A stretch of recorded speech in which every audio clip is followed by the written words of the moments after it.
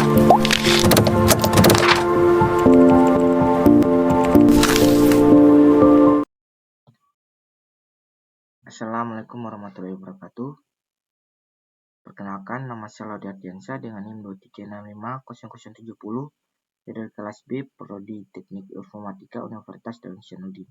Baik, di sini saya akan mereview PPT yang berjudul tentang metodologi penelitian pertemuan 1 dan nama pematerinya yaitu Insinyur Eri Musyar Hasyari, Sarjana Komputer Magister Teknik. Nah, di sini ada agenda perkuliahan. Di slide ini menyajikan agenda perkuliahan secara sistematis, mulai dari pengenalan metodologi penelitian hingga evaluasi proyek. Nah, poin-poinnya juga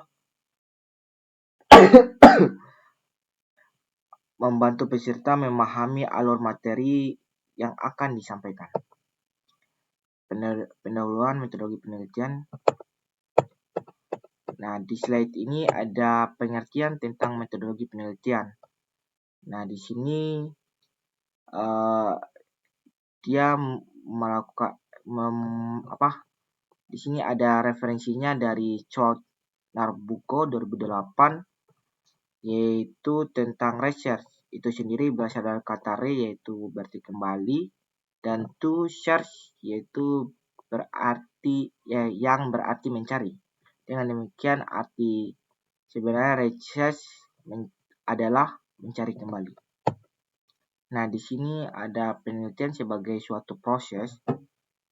Salah satu ciri khas penelitiannya adalah proses berjalan secara terus-menerus. Dia menjelaskan tentang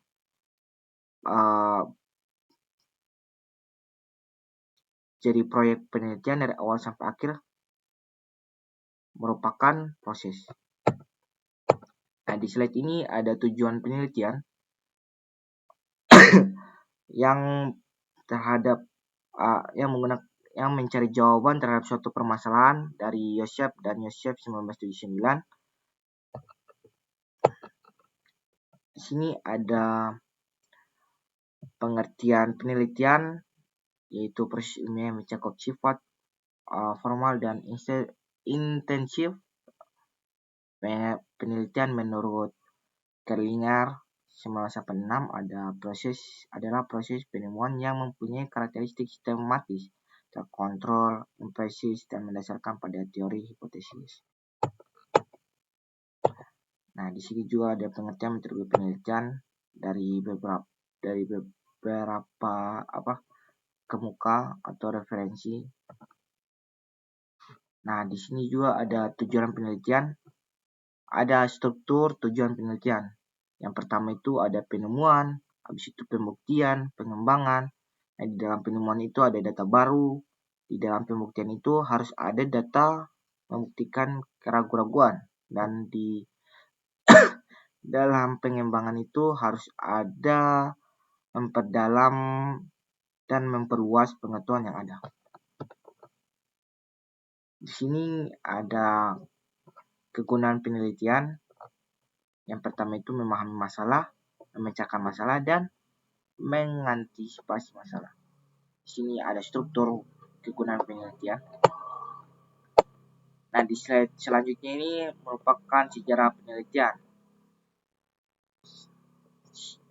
Dia dari Paul Ledy menyebutkan bahwa manis curious animals, atau setelah tahu ingin lebih tahu lagi sehingga tidak sampai kepuasan mutlak. Di sini ada struktur hasrat ingin tahu. Strukturnya yaitu pertanyaan, hasrat ingin tahu untuk struktur metodologi penelitian. Hasrat ingin tahu, pertanyaan, pengetahuan yang benar atau kebenaran, habis itu pendekatan ilmiah atau pendekatan dengan non ilmiah. Ini kriteria ya, di sini ada langkah-langkah kriteria metodologi ilmiah. Ada 6, dia menjelaskan bahwa harus berdasarkan fakta, tidak bebas dari prasangka, harus menggunakan hipotesis, menggunakan ukuran objektif, menggunakan teknik kuantitatif, menggunakan pasif analisis. Di sini juga ada beberapa langkah dalam metodologi ilmiah, yaitu merumuskan serta mengidentifikasi masalah. Nah, jadi kalau kita melakukan metode ilmiah itu, kita harus merumuskan atau harus merumuskan dan mendefinisikan masalah. Habis itu mengadukan studi kepustakaan. Habis itu menentukan model untuk menguji hipotesis, mengumpulkan data, menganalisis dan memberikan interpretasi, membuat generalisis dan kesimpulan, membuat laporan ilmiah. Nah, di sini ada asumsi. Selanjutnya ini asumsi dan batasan dalam metode ilmiah. Di sini ada langkah-langkahnya, terdapat ketentuan, regularity, dan urutan atau order. Terjadi suatu kejadian selalu ada kegiatan dengan ada tergantung dengan kejadian ilmiah yang berlalunya. Di sini ada pengertian penelitian ilmiah dan fungsinya. Nah, di sini menjelaskan bahwa penelitian adalah suatu kegiatan ilmiah untuk memperoleh pengetahuan yang benar. Sedangkan penelitian ilmiah adalah rangkaian pengamatan bersambung, berkumulasi, dan melahirkan teori-teori yang mampu menjelaskan dan meramalkan fenomena-fenomena.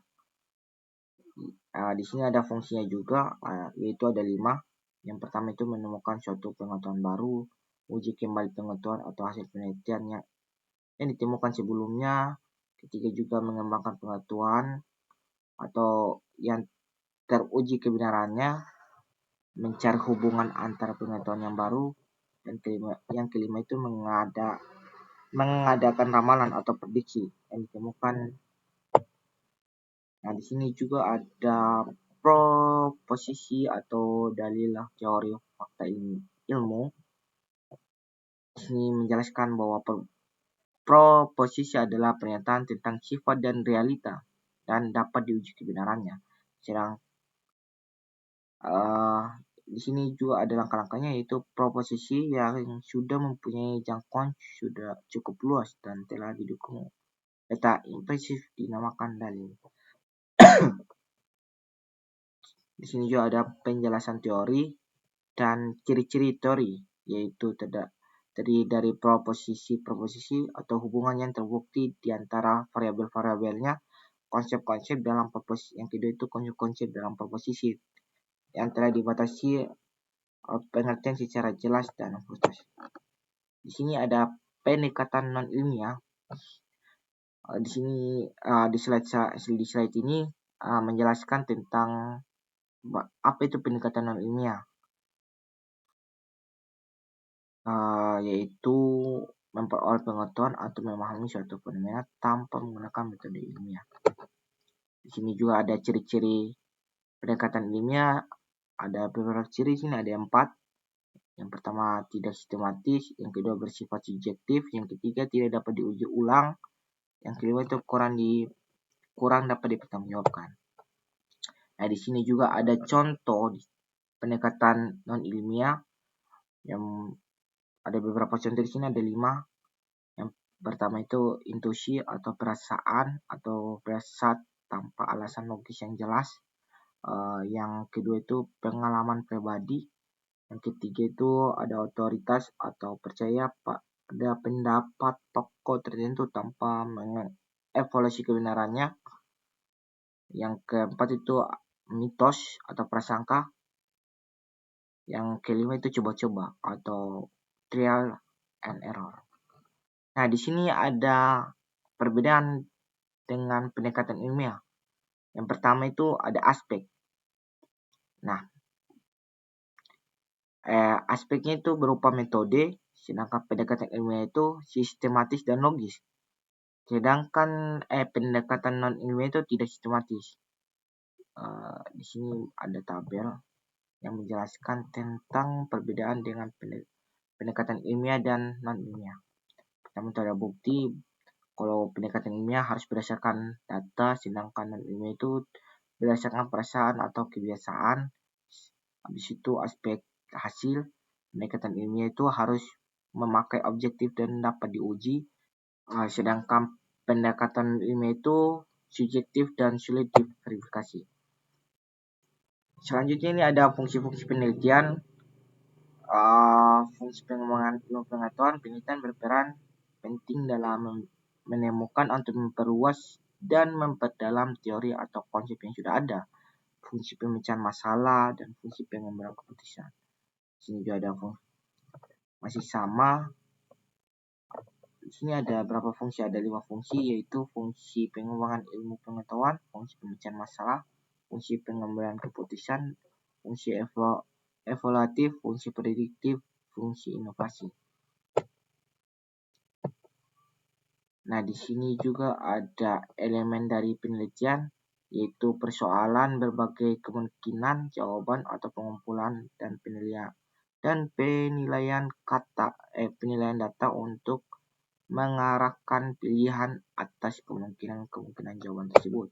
Di sini juga ada peran penelitian, ada 3, yaitu membantu memperoleh pengetahuan yang baru, memperoleh jawaban atas suatu pertanyaan, memberikan pemecahan atas suatu masalah. Di sini ada kesimpulannya, yaitu jadi fungsi penelitian membantu manusia untuk meningkatkan kemampuannya untuk menginterpretasikan fenomena-fenomena masyarakat yang kompleks dan berhubungan, sehingga fenomena tersebut mampu membuktikan hasrat ingin tahu manusia. Oke, terima kasih. See you di next video.